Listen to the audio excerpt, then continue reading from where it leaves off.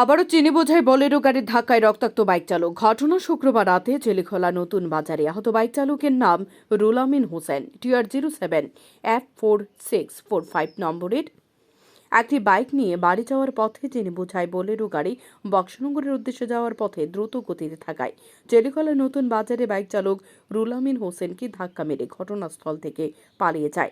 তাদের ছিটকে পড়ে যায় বাইক চালক। স্থানীয়রা বোলেরো গাড়িটিকে আটক করার চেষ্টা করেন, কিন্তু ঘটনাস্থল থেকে বোলেরো গাড়িটি দ্রুত গতিতে থাকায় পালিয়ে যায়।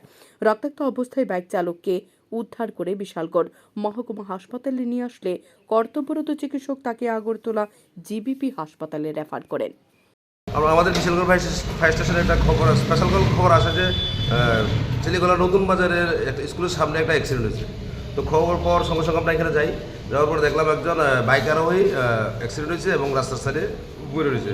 তো ওকে রেস্কিউ করে আমরা বিশালগড় সাব কি নাম হ্যাঁ, নামটা হলো গিয়ে রুল আমিন হোসেন। কি গাড়ি বাড়ি দিছে?